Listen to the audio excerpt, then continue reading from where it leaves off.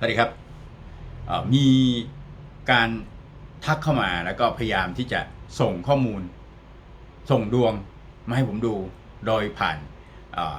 ในช่อง YouTube ของผมซึ่งสารภาพเลยว่าผมเนี่ยไม่ได้เข้าไปอ่านในทุกข้อความในช่อง YouTube เพราะมีงานอื่นต้องทำตลอดแล้วก็การเตรียมข้อมูลเนี่ยผมไม่ได้มีผู้ช่วยผมทำทุกอย่างด้วยตัวเองมันก็เลยทำให้ข้อมูลที่ส่งไปในช่อง YouTube เนี่ยผมไม่ค่อยได้เปิดอ่านใครที่ส่งดวงมาหาผมเนี่ยก็ต้องส่งมาในอินบ็อกซ์นะครับแล้วผมก็จะไปเปิดดูเสร็จก็ขึ้นดวงไว้แล้วถ้าไม่ติดงานอะไรเลยเนี่ยแล้วผมก็จะติดต่อกลับไปนะครับรายละเอียดที่ต้องส่งเข้ามาก็คือแจ้งชื่อจริงนามสกุลจริงมาด้วยก็ได้นะครับชื่อเล่นแล้วก็เกิดวันที่เท่าไหร่เดือนอะไรพศอะไรเกิดกี่โมงเพศอะไรนะครับแล้วก็เบอร์โทรแนบมาด้วยการแนบเบอร์โทรมาเนี่ยมันทำให้บางทีเนี่ยผมไม่ได้ไปเปิด Facebook เพราะว่าเวลาผมเดินทางอะไรต่างๆเนี่ยการโทรเข้ามาหรือติดต่อทักเข้ามาใน Facebook เนี่ยบางทีเวลาผมออกไปนอกบ้านเนี่ยผมไม่สามารถเข้าไปดูในข้อมูลเหล่านี้ได้เพราะว่าผมไม่ได้เล่น Facebook เยอะมากนักผมเล่นบน PC ใครที่จะติดต่อหาผมเนี่ยก็จะไม่สะดวกแล้วนะครับก็ติดต่อก็อาจจะส่งข้อมูลหรือนัดหมายมาผ่านไลน์ทีหนึ่งอันนี้ค่อยมาว่ากันในหัวข้อที่จะพูดถึงนะครับในคลิปนี้เนี่ยก็พูดถึงเกมที่มันรออยู่ข้างหน้าก่อนที่ทีมลิเวอร์พูลจะไปเจอกับทีมแมนซิตี้โดยบุกไปยืนที่สนามเอติฮัดสเตเดียมผมก็มาลองไล่ตารางดูหลังจากที่ลิเวอร์พูลเอาชนะเวสต์แฮมได้แล้วนะครับแล้วก็ทีมแมนซิตี้กับแมนยูเนี่ยก็ไปเล่นในแมนเชสเตอร์ดาร์บี้ในรายการบอลถ้วยนะครับฟุตบอลถ้วยก็คือในคาราบาวครับซึ่งก็รู้แล้วล่ะว่าทีมแมนยูเนี่ยไปเอาชนะแมนซิตี้ได้ถึงถิ่นที่เอติฮัดสเตเดียม1-0แต่ว่าการที่ชนะแค่1-0เนี่ยมันไม่เพียงพอเพราะเกมก่อนหน้านี้เนี่ยก็เล่นในบ้านตัวเองก็แพ้ให้แมนซิตี้ไป3-1ประตูได้เสียเนี่ยแมนซิตี้ดีกว่าแมนซิตี้ก็เลยเข้ารอบไปเหลือเกมที่จะต้องเตะกันซึ่งคลิปนี้เนี่ยก็น่าจะขึ้นโพสต์ในวันเสาร์นะครับซึ่งเป็นวันที่มีแมตช์เดย์เกมนี้ทางฝั่งทีมแมนซิตี้เนี่ยนะครับจะเล่นกับท็อตแนมฮอตสเปอร์ในวันที่2นะครับเวลา 5:30 นซึ่งเป็นเกมเยือนเกมนี้ก็ดูว่าสเปอร์เนี่ยก็มีผู้เล่นคนใหม่แล้วก็มีเวลามากพอสมควรได้พักเพราะไม่ต้องเล่นกลางสัปดาห์ตอนนี้เนี่ยจามูเนี่ยอาจจะสามารถเซตระบบในทีมท็อตแนมฮอตสเปอร์เนี่ยได้ดีแล้วเกมนี้ไม่ใช่เกมง่ายสำหรับทีมอย่างแมนซิตี้นะครับส่วนในค่ำคืนก่อนหน้านั้นนะครับคือในวันที่1เนี่ยเกมที่แมนซิตี้บุกไปเยือนท็อตแนมฮอตสเปอร์เนี่ยเตะวันอาทิตย์ลิเวอร์พูลเล่นกับเซาท์แฮมป์ตันเนี่ยเปิดแอนฟิลด์เล่นในคืนวันเสาร์นะครับคู่4 ทุ่มระหว่างลิเวอร์พูลกับเซาท์แฮมป์ตันเนี่ยค่อนข้างมั่นใจว่าเซาท์แฮมป์ตันเนี่ยไม่น่ารอดนะครับลิเวอร์พูลก็น่าจะจัดตัวผู้เล่นแบบที่เล่นกับเกมเวสต์แฮมนั่นแหละโดยโอริกี้เนี่ยก็ไม่ได้เจ็บอะไรมากมายเป็นตะคริวก็ดูฟื้นฟูสักนิดหนึ่งถึงเกมที่จะเตะกับเซาท์แฮมป์ตันก็ไม่น่าจะยากแล้วนะครับไปดูเกมถัดไปเลยดีกว่านะครับลิเวอร์พูลเนี่ยจะต้องเล่นในเกมรีเพลย์ใน FA ครับซึ่งแน่นอนว่าผู้เล่นทั้ง11ตัวที่ลงเล่นกับเซาท์แฮมป์ตันเนี่ยไม่ได้เล่นในรายการ FA ครับแน่นอนก็เป็นชุด U23 แล้วก็นิวคริสลีย์เนี่ยจะคุมทีมลงมาเล่นนะครับในวันที่4 กุมภาตอน 2:45 ก็ต่อเช้าวันที่5นั่นแหละนะครับเกมนี้เนี่ยลิเวอร์พูลเล่นในบ้านเพราะนั้นไม่ว่าผลจะเป็นยังไงเนี่ยไม่ได้มีอะไรมากอาจจะมีดราม่าหลังเกมบ้างอะไรบ้างอันนั้นเป็นเรื่องของเขานะครับไม่เกี่ยวกับเรา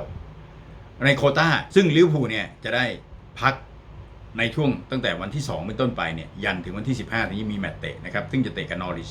แต่ว่าในวันที่9เนี่ย9 กุมภาพันธ์เวลา 5:30 นแมนซิตี้เนี่ยจะเล่นกับเวสต์แฮมโดยเปิดบ้านที่เอติฮัดสเตเดียมเนี่ยรับการมาเยือนของเวสต์แฮมซึ่งดูแล้วเนี่ยเกมนี้นี่เวสต์แฮมไม่น่ารอดเกมที่เจอกับท็อตแนมฮอตสเปอร์เนี่ยแมนซิตี้มีโอกาสสูงที่จะเก็บได้แค่แต้มเดียวนะครับถัดมาเกมบุกไปเยือนเลสเตอร์ในวันที่22ซึ่งก็ตั้งแต่วันที่9ถึงวันที่22เนี่ยก็จะเป็นช่วงที่แมนซิตี้เนี่ยได้โควต้าพักนะครับก็พักยาวจนถึงวันที่22แล้วก็ลงเล่นกับเลสเตอร์ในพรีเมียร์ลีกก็ไปเล่นในเกมเยือนนะครับ เกมนี้ก็เป็นอีกเกมหนึ่งที่ผมว่ามันเป็นเกมยากเพราะหลังจากเจอเลสเตอร์เสร็จเนี่ยก็ในกลางสัปดาห์ต้องเจอกับเรอัลมาดริดซึ่งบุกไปเยือนด้วยนะครับเตะกับเรอัลมาดริดเนี่ยค่ำคืนวันที่26ต่อเช้าวันที่27ตอนตี3นะครับใน UCL เจอเลสเตอร์เสร็จแล้วไปเจอเรอัลมาดริดเนี่ยมันก็จะเป็นสถานการณ์ห่วงหน้าพะวงหลังตอนนี้ผู้เล่นแมนซิตี้เนี่ยไม่ได้มีสภาพจิตใจที่ชิลและมั่นใจมากเหมือนที่ผ่านมาส่วนลิเวอร์พูลเองเนี่ยจะมาเล่นอีกทีหนึ่งหลังจากพักไปเนี่ยเพราะว่าในวันที่4เป็นชุดเด็กๆลงเล่นแล้วนะครับก็ตัวผู้เล่นชุดหลักๆเลยถ้าไม่มีใครเจ็บเพิ่มมาเน่ก็น่าจะกลับมาแล้วนะครับในวันที่15กุมภาพันธ์ก็เจอกันนอริชนะครับซึ่งเป็นเกมเยือนในพรีเมียร์ลีกเตะคู่ดึกสุดเลยนะครับก็คือตอนเที่ยงคืนครึ่งของวันที่15นะครับเกมนี้นอริชเป็นทีมที่เปราะนะครับมีรูปแบบในการขึ้นเกมที่ดีหลังๆมาเนี่ยความมั่นใจมันลดลงเรื่อยๆนะครับมีโอกาสเสียประตูอยู่ตลอดการเอาชนะแต่ละเกมเนี่ยมันก็จะเป็นเกมที่แบบชนะแบบค่อนข้างหืดขึ้นคอสักนิดหนึ่งก็เชื่อว่าเกมวันที่15เนี่ยลิเวอร์พูลเนี่ยไม่น่าจะมีปัญหาแล้วถัดจากนั้นเนี่ยลิเวอร์พูลก็จะมีโปรแกรมใน UCL ซึ่งจะบุกไปเยือนแอตเลติโกมาดริดนะครับ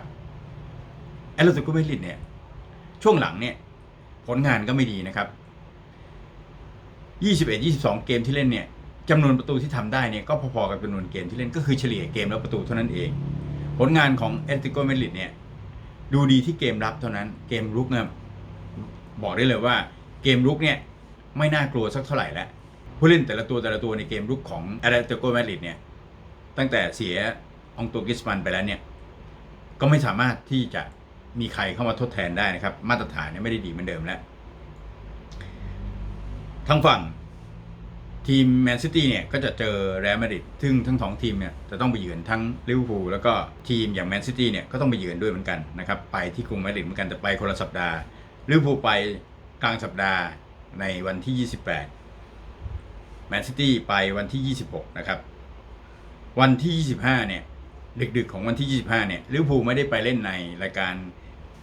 ยุโรปเหมือนแมนซิตี้ลิเวอร์พูลก็ต้องเล่นในรายการพรีเมียร์ลีกเนี่ยกับเวสต์แฮมอีกเกมหนึ่งนะครับซึ่งเป็นเกมที่ลิเวอร์พูลจะต้องเปิดบ้านเล่นกับเวสต์แฮมถ้าดูจากฟอร์มเวสต์แฮมเนี่ยเกมที่เราบุกไปชนะเนี่ยผมเชื่อว่าเล่นในบ้านเนี่ยเวสต์แฮมเนี่ยไม่น่าจะต้านเราได้ส่วนแมนซิตี้นี่หลังจากเจอกับเรอัลมาดริดแล้วเนี่ยก็สัปดาห์ถัดมาเนี่ยก็จะเจอกับแอสตันวิลล่านะครับก็จะเป็นเกมสำคัญก็คือเกมนัดชิงนะครับซึ่งเตะช่วงปลายเดือนนะครับหรืออาจจะต่อต้นเดือนในนัดชิงเจอกับแอสตันวิลล่าในบอลคาราบาวครับนะครับแล้วก็มีเกมพรีเมียร์ลีกที่อยู่รออยู่ตรงนั้นก็ต้องเลื่อนไปนะครับก็เกมกับอาร์เซนอลเนี่ยจะต้องเลื่อนแล้วนะครับถัดจากนั้นในวันที่29นี้ลิเวอร์พูลเนี่ย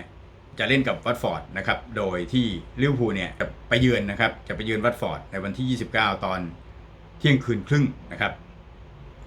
แล้วก็ต่อมาในวันที่7เนี่ยในคู่แรกเลยก็คือทุ่มครึ่งนะครับ7เดือนมีนาเนี่ยก็เจอกับบอร์นมัธซึ่งลิเวอร์พูลก็จะเปิดบ้านรับการมาเยือนของบอร์นมัธจากนั้นก็เล่นใน UCL เนี่ยในวันที่11ก็ห่างจากนั้น4วันก็เล่นในบ้านเจอกับแอตเลติโกมาดริดก็น่าจะเป็นผู้เล่นชุดหลักชุดจัดเต็มนั่นแหละนะครับจากนั้นก็ในวันที่16เนี่ยลิเวอร์พูลก็เล่นในเมอร์ซีไซด์ดาร์บี้ในระหว่างนี้แหละนะครับระหว่างเกมกับแอตเลติโกมาดริดกับเจอกับเอเวอร์ตันนี่แหละจะเป็นช่วงที่อาจจะต้องมีพลังพิเศษออกมาพอสมควรนะครับซึ่งเกมไปเยือนเอเวอร์ตันในเกมเยือนเนี่ยก็ไม่ใช่อะไรง่ายถ้าจะทำแต้มหล่นเนี่ยมีโอกาสสูงนะครับเจอกับเอเวอร์ตันเจอกับแอตเลติโกมาดริดใน2เกมเนี่ยก็คิดว่าผลลัพธ์ออกมาในลิเวอร์พูลเนี่ยน่าจะดีพอที่จะเข้ารอบส่วนทางแมนซิตี้เนี่ยนะครับจะต้องเล่นจำนวนเกมมากกว่าลิเวอร์พูลก็จะไปเจอทีมอย่างเชฟฟิลด์เวดเดย์ใน FA คัพนะครับซึ่งเป็นเกมเยือนก็เตะค่ำคืนวันที่5นะครับจากนั้นในวันที่8นะครับถัดไปอีก3วันก็เล่นในพรีเมียร์ลีกไปเยือนรีสอร์ทแอนด์สปานะครับโอลด์แทรฟฟอร์ดถือว่าเป็นแมนเชสเตอร์ที่หลังๆมาเนี่ย ไม่ได้เคี้ยวง่ายเลยนะครับก็ล่าสุดก็เพิ่งแพ้ให้กับแมนยูนะครับแล้วก็แมนยูก็จะได้ผู้เล่นตัวใหม่แล้วด้วยนะครับถัดจากนั้นวันที่ 14 เนี่ยแมนซิตี้เนี่ยก็จะไปเจอกับเบอร์ลี่ในพรีเมียร์ลีกโดยเปิดบ้านรับการมาเยือนของเบอร์ลี่ก็ไม่น่าจะยากแล้วก็วันที่ 18 ถัดจากนั้นอีก 4 วันก็เจอกับเรอัลมาดริดซึ่งก็เล่นเล็ก 2 นะครับก็เปิดบ้านรับการมาเยือนของเรอัลมาดริดถ้าถามว่าระหว่างความยากในการเจอเรอัลมาดริดกับลิเวอร์พูลเจอแอตเลติโกมาดริดเนี่ยความยากก็ต่างกันพอสมควรแต่ว่าลำหักลำโค่นแนวรับของแมนซิตี้ช่วงนี้มันยังไม่ค่อยมั่นคงเท่าไหร่นะครับมันก็มีโอกาสพลาดแล้วก็เรอัลมาดริดเนี่ยเป็นทีมที่มีลำหักลำโค่นในการเล่นเกมลุกที่ดีก็ถือว่าไม่ง่ายนะครับในการที่จะผ่านเรอัลมาดริดโอกาสที่เรอัลมาดริดเนี่ยจะเข้ารอบอาจจะมีน้อยกว่าแมนซิตี้แต่ว่าถ้าเทียบระหว่างลิเวอร์พูลกับแอตเลติโกมาดริดเนี่ยเปอร์เซ็นต์ที่ลิเวอร์พูลจะผ่านเข้ารอบมีสูงกว่าแมนซิตี้จะผ่านเรอัลมาดริดเข้ารอบนะครับเพราะว่าเซเนดินซีดานเนี่ยมีประสบการณ์มากแล้วก็พาทีมเข้าชิงในรายการ UCL เนี่ยต่อเนื่องมา3 ซีซั่นรวดแล้วก็คว้าแชมป์ได้3 ซีซั่นรวดผลงานแบบนี้เนี่ยมันต้องมีอะไรพิเศษแล้วนะถัดจากนั้นเนี่ยแมนซิตี้จะได้พักนิดหน่อยนะครับแล้วก็วันที่ 21 ก็เล่นในเกมเยือนที่ไปเยือนเชลซีถึงตรงนั้นเนี่ยไม่แน่ใจเหมือนกันว่าเกมรับเนี่ยจะดีขึ้นมั่นคงขึ้นหรือเปล่าเกมรุกเชลซีเนี่ยเป็นทีมที่มีโอกาสเข้าทำเยอะมากนะครับรูปแบบการเข้าทำนี่น่าสนใจแต่มันขาดความคมในจังหวะสุดท้ายนะครับถ้าคู่ต่อสู้อึดไว้นี่นะครับแล้วก็ยื้อไว้ท้ายๆเกมในส่วนแม่นๆเนี่ยเชลซีมาตายช่วงท้ายเกมบ่อยมากนะครับจะเทียบก็มองว่าเชลซีเนี่ยอันตรายพอสมควรแต่ว่าไม่น่าจะต้านแมนซิตี้ได้ส่วนทางลิเวอร์พูลเองเนี่ยหลังจากเล่นกับเอเวอร์ตันในวันที่ 16 แล้วเนี่ยนะครับก็เป็นเล่นดึกๆนะครับแมนซิตี้ในกลางสัปดาห์เดียวกันนะก็เล่นใน UCL ลิเวอร์พูลก็เล่นกับทีมเอเวอร์ตันนะครับเป็นมันเดย์ไนท์ไม่เข้าใจเหมือนกันว่าเมอร์ซี่ไซด์ดาร์บี้เนี่ยไปเตะในมันเดย์ไนท์ได้ยังไงนะครับก็จากนั้นวันที่ 21 ก็ห่างกัน 5 วันลิเวอร์พูลก็เล่นในพรีเมียร์ลีกเล่นในบ้านเจอกับคริสตัลพาเลซซึ่งก็อยู่ในสัปดาห์เดียวกันแต่เตะคนละช่วงเวลานะครับแมนซิตี้เนี่ยเตะกับเชลซีเตะก่อนเราเตะช่วงหัวค่ำลิเวอร์พูลจะไปเตะคู่ดึกสุดครับจากนั้นวันที่ 4 เมษายนทั้ง2ทีมจะมาเจอกันโดยลิเวอร์พูลจะไปเยือนแมนซิตี้และถ้าดูจากตารางตรงนี้เนี่ยมันก็พอจะมองได้ว่าโอกาสที่แมนซิตี้เนี่ยจะมีการทำแต้มหล่นในตารางที่เห็นเนี่ยในพรีเมียร์ลีกเนี่ย1 2 3 4 5 6 7 เกมก่อนที่เจอกับลิเวอร์พูลเนี่ยมีสูงมากเทียบกับลิเวอร์พูลเนี่ยโอกาสที่ลิเวอร์พูลจะมีโอกาสทำแต้มหล่นไม่ใช่ไม่มีแต่ถ้าเทียบกับแมนซิตี้เนี่ยก็ต้องบอกว่าถ้าแมนซิตี้เนี่ยมีโอกาสทำแต้มหล่นประมาณสัก 4-50% ส่วน